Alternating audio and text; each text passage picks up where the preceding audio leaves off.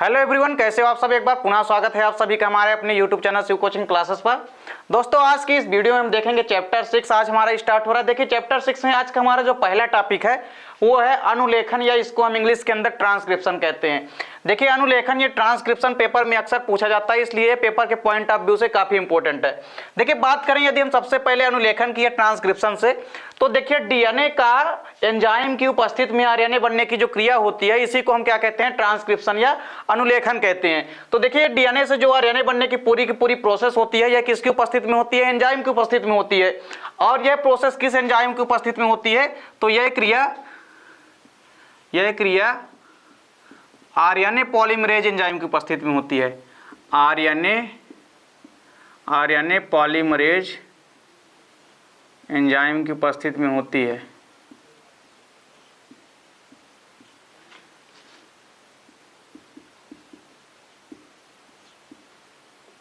यह क्रिया RNA polymerase की उपस्थिति में होती है। तो देखिए यदि हम बात करें डीएनए से आरएनए बनने की जो क्रिया होती है यह एक विशेष प्रकार के एंजाइम की उपस्थिति में होती है, और यह क्रिया आरएनए पॉलीमरेज एंजाइम की उपस्थिति में होती है। यानी डीएनए से एंजाइम की उपस्थिति में आरएनए बनने की जो पूरी की पूरी प्रोसेस होती है यह क्रिया क्या कहलाती है, अनुलेखन या ट्रांसक्रिप्शन कहलाती है। तो चलिए इसके बाद हम देखते हैं, यदि हम अनुलेखन की बात करते हैं तो अनुलेखन में हम देखिए बेसिकली किस में देखते हैं, यूकेरियोट्स में। तो यदि हम यूकेरियोट्स में अनुलेखन की बात करें, यूकेरियोट्स में अनुलेखन, तो देखिए यूकेरियोट्स में जो अनुलेखन होता है यह 3 स्टेप में होता है, यानी हम कह सकते हैं यह 3 क्रियाओं में होता है। सबसे जो पहली क्रिया होती है वो होती है देखिए प्राथमिक प्रतिलिपि।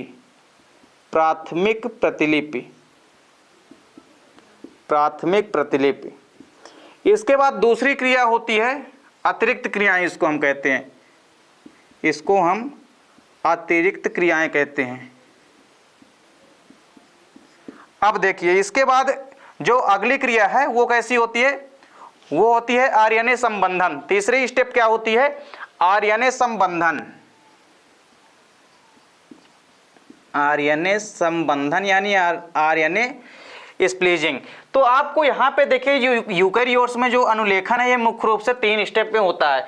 पहला स्टेप होगा प्राथमिक प्रतिलिप, दूसरा है अतिरिक्त क्रियाएं और तीसरा है आरएनए संबंधन, और फिर अंतिम में जाकर के हमको आरएनए जो है वो प्राप्त होता है। तो चलिए सबसे पहले बात करते हैं प्राथमिक प्रतिलिप की। तो आप सबसे पहले अनुलेखन या ट्रांसक्रिप्शन की जो डेफिनेशन या परिभाषा इसका स्क्रीनशॉट ले लीजिए। इसके बाद हम एक करके देखेंगे यूकेरियोट्स में जो अनुलेखन की पूरी प्रोसेस होती है वो किस प्रकार से संपन्न होती है। चलिए इसके बाद हम देखते हैं जो यूकेरियोट्स में अनुलेखन है, सबसे पहली जो स्टेप है वो क्या है, प्राथमिक प्रतिलिपि। क्या है, प्राथमिक प्रतिलिपि। तो आप देखिए यहां पे हम सबसे पहले देखते हैं क्या, प्राथमिक प्रतिलिपि। प्राथमिक प्रतिलिपि।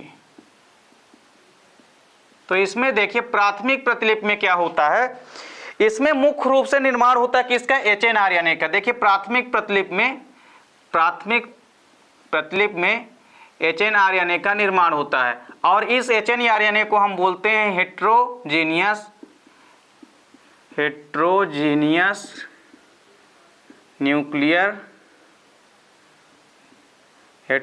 Nuclear RNA.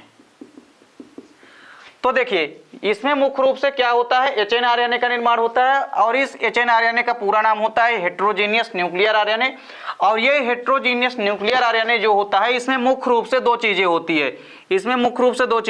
एक तो होती है एक्सान और दूसरी चीजें क्या होती है, इंट्रॉन। अब देखिए यदि हम बात करें इस एक्सान और इंट्रॉन की, तो इसकी संरचना कुछ इस प्रकार से होती है। देखिए ये जो त्रिभुजाकार संरचना होती है इसको क्या हम बोलते हैं, इसको हम बोलते हैं इंट्रॉन। और वहीं ये जो खाली स्थान होता है इसको हम क्या बोलते हैं, इस स्थान को हम बोलते हैं एक्सान। तो ये पूरे जो स्थान है ये क्या है, एक्सान है, और ये जो त्रिभुजाकार आकृति है ये क्या कहलाती है, इंट्रॉन कहलाती है। अब देखिए इसमें मुख्य रूप से जब हम दूसरे क्रिया में आते हैं तो इसकी जो दूसरी स्टेप है वो क्या होती है, अतिरिक्त क्रियाएं। तो इसमें आप प्राथमिक प्रतिलिपि का स्क्रीनशॉट लीजिए। इसके बाद हम देखते हैं अतिरिक्त क्रियाएं किस प्रकार से होती है।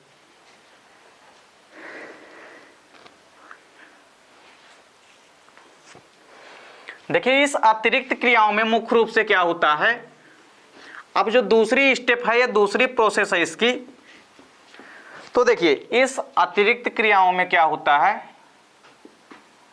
अब अतिरिक्त क्रियाओं में क्या होता है यहाँ पे, अब देखिए इस अतिरिक्त क्रियाओं में क्या क्या बनता है। देखिए इस अतिरिक्त क्रियाओं की यदि हम बात करें तो इसमें देखिए दो सिरे होते हैं, एक तो होता है 3 डॉट और एक क्या होता है 5 डॉट सिरा। तो ये दोनों डॉट सिरे होते हैं। अब इनमें क्या होता है कि 3 डॉट सिरा और 5 डॉट सिरा, देखिए ये जो है स्टार्टिंग का कैप वाला सिरा होता है। तो इस भाग में क्या होता है, कैपिंग की क्रिया होती है। इस भाग में किसकी क्रिया होती है, कैपिंग की क्रिया होती है। और कैपिंग की क्रिया को हम क्या बोलते हैं, हिंदी में बोलते हैं इसको हम आच्छादन। क्या बोलते हैं इसको हम, आच्छादन बोलते हैं हिंदी में। तो देखिए यदि कैप भाग की बात करें, इधर जो है पहला भाग है कैप भाग में देखिए आच्छादन की क्रिया होती है या कैपिंग की क्रिया होती है। इसको कैपिंग नाम इसका इसीलिए पड़ा क्योंकि ये कैप यानी कि इसके टोपी नुमा यानी कि पहले भाग में होती है, सिरे भाग में होती है, तो इसीलिए इसको हम कैपिंग भाग कहते हैं। अब इसके बाद देखिए ये जो पूंछ वाला भाग है, इसमें जो क्रिया होती है इसको हम बोलते हैं टैलिंग क्रिया। क्या बोलते हैं इसको हम, टैलिंग, या इसको हम हिंदी में बोलते हैं पुच्छन क्रिया। क्या बोलते हैं इसको हम, पुच्छन क्रिया बोलते हैं, क्योंकि ये टैल भाग में होती है, यानी कि पीछे वाले भाग में होती है। तो ये पूंछ भाग में होती है, इसीलिए हमको इसको क्या कहते हैं, पुच्छन क्रिया कहते हैं। और यहाँ पे आपको एक चीज और इंपॉर्टेंट है, वो याद रखनी है।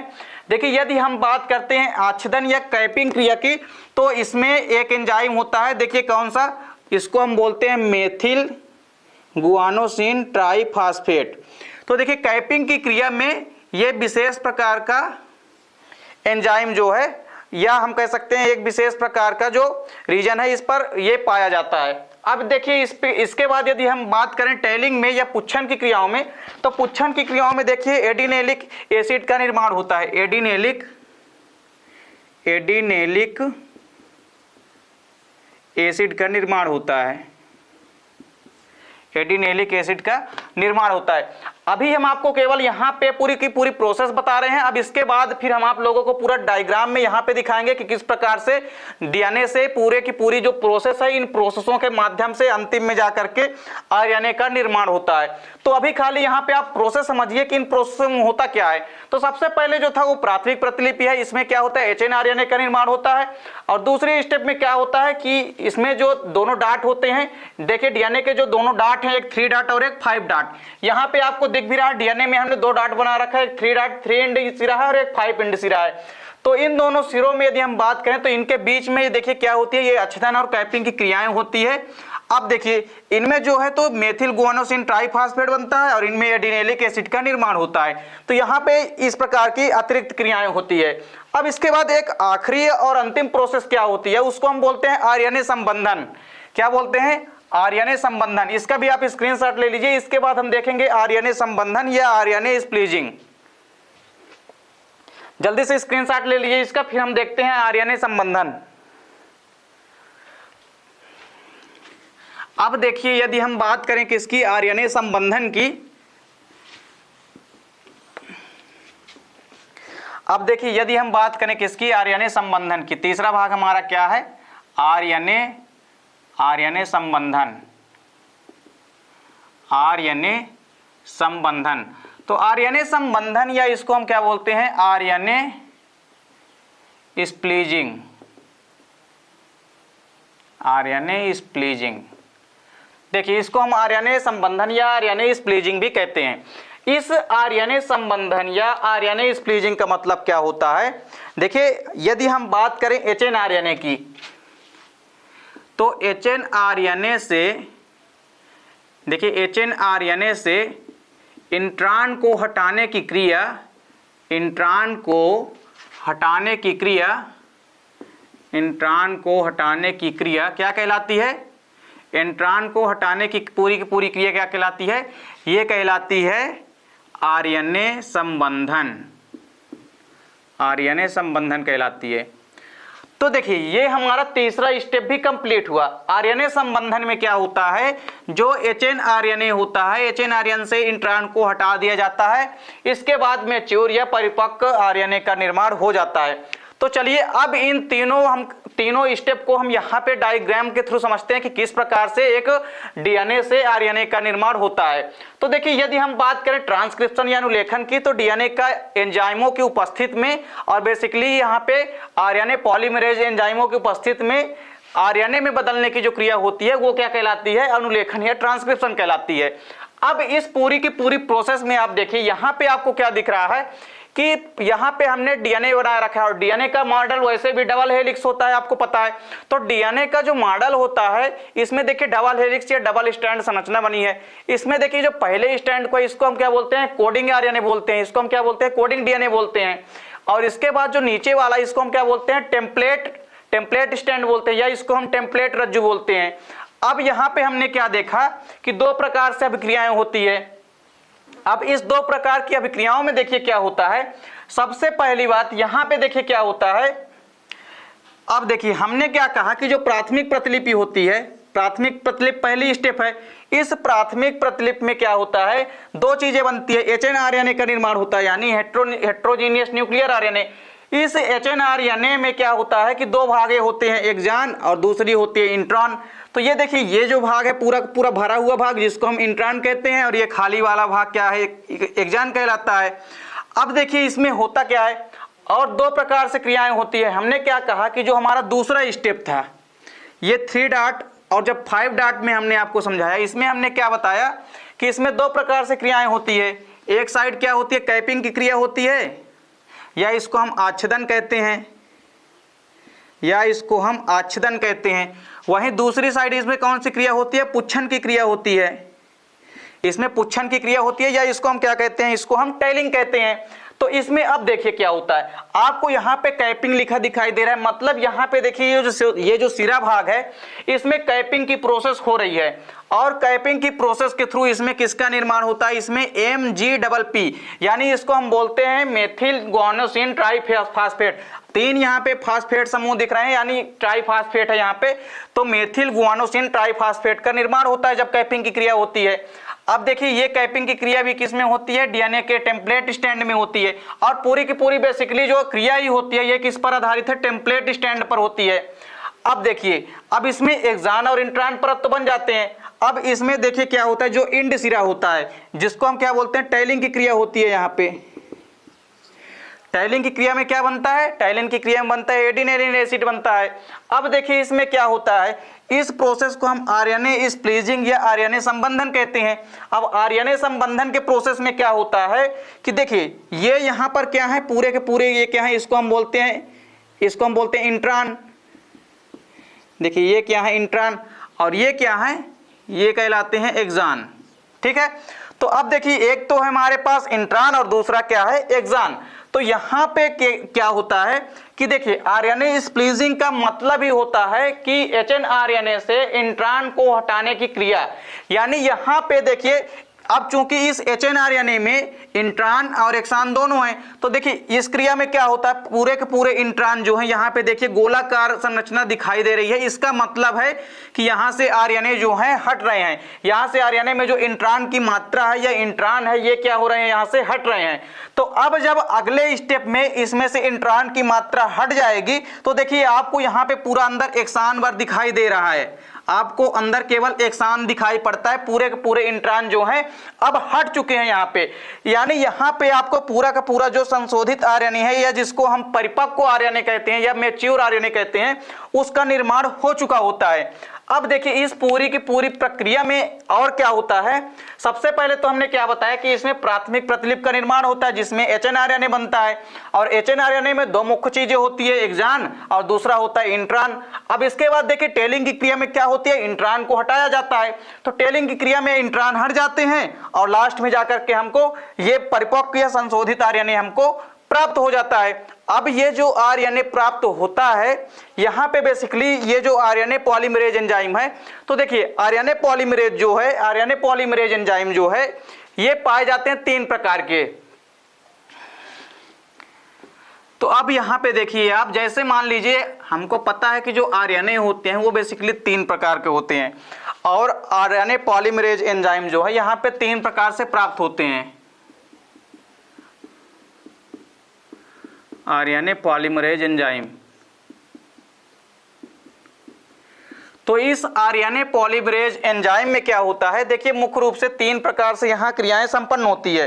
तो इस आरएनए पॉलीमरेज एंजाइम में क्या होता है, देखिए 3 प्रकार के बनते हैं RNA polymerase first, RNA polymerase first. 3 प्रकार के आरएनए पॉलीमरेज बनेंगे। पहला है आरएनए पॉलीमरेज फर्स्ट, दूसरा है RNA polymerase second, RNA polymerase second, और थर्ड है RNA polymerase third, RNA polymerase third. तो अब ये आपको यहां पे समझना है, देखिए ये जो आरएनए पॉलीमरेज फर्स्ट होता है ये यहां पे आरएनए का निर्माण करता है। किसका? आरएनए का, यानी ये राइबोसोमल आरएनए का निर्माण करता है। आरएनए पॉलीमरेज फर्स्ट जो है राइबोसोमल आरएनए का निर्माण करेगा, वहीं आरएनए पॉलीमरेज जो सेकंड होता है यह एमआरएनए का निर्माण करता है, यानी मैसेंजर आरएनए का निर्माण करता है। वहीं आरएनए पॉलीमरेज थर्ड जो है ये जाकर के टीआरएनए का निर्माण करता है, यानी ट्रांसफर आरएनए का निर्माण करता है। तो इस प्रकार की ये जो पूरी की पूरी अनुलेखन या ट्रांसक्रिप्शन की प्रोसेस होती है, तो डीएनए की संरचना से एंजाइमों की उपस्थिति में आरएनए बनने की जो प्रोसेस होती है उसी को हम अनुलेखन या ट्रांसक्रिप्शन कहते हैं। इसमें देखिए डीएनए का डबल हेलिक्स संरचना होती है जिसमें 3 डॉट और 5 डॉट 2 एंड होते हैं। देखिए 5 डॉट के एंड को हम कोडिंग डीएनए कहते हैं और इधर के स्टैंड को हम कहते हैं टेम्पलेट स्टैंड। अब देखिए पूरा का पूरा जो वर्क है, काम जो है टेम्पलेट स्टैंड के ऊपर होता है, जिसमें देखिए 2 प्रकार की क्रियाएं होती है। एक होती है टैलिंग की क्रिया और एक होती है किसकी? कैपिंग की क्रिया। कैपिंग की क्रिया में क्या होता है, MG+P यानी मेथिल गुआनोसिन ट्राइफॉस्फेट का निर्माण होता है। वहीं इसमें मुख्य रूप से 2 भाग बनते हैं, एक्सॉन और इंट्रॉन। तो एक्सॉन, अब देखिए अगली प्रोसेस में क्या होता है, इसमें क्या होता है मुख्य रूप से आरएनए संबंधन में इंट्रॉन को हटाने की क्रिया होती है, जिस कारण से इस पूरी की पूरी प्रक्रिया में से इंट्रॉन को हटा दिया जाता है, जिसके बाद एक संशोधित आरएनए का निर्माण हो जाता है। और इस संशोधित आरएनए का जो एंजाइम होता है वो होता है पॉलीमरेज एंजाइम। तो आरएनए पॉलीमरेज जो एंजाइम होता है ये चल के 3 भागों में बढ़ जाता है, आरएनए पॉलीमरेज फर्स्ट, सेकंड और थर्ड। और इस प्रकार से ये तीनों प्रकार के आरएनए का निर्माण कर देते हैं। तो इस प्रकार से उम्मीद करता हूं दोस्तों वीडियो पसंद आई होगी। दोस्तों यदि वीडियो अच्छी लगे तो लाइक और कमेंट कीजिए, साथ ही साथ दोस्तों के बीच शेयर कीजिए। मिलते हैं दोस्तों नेक्स्ट वीडियो में, तब तक के लिए जय हिंद, वंदे मातरम।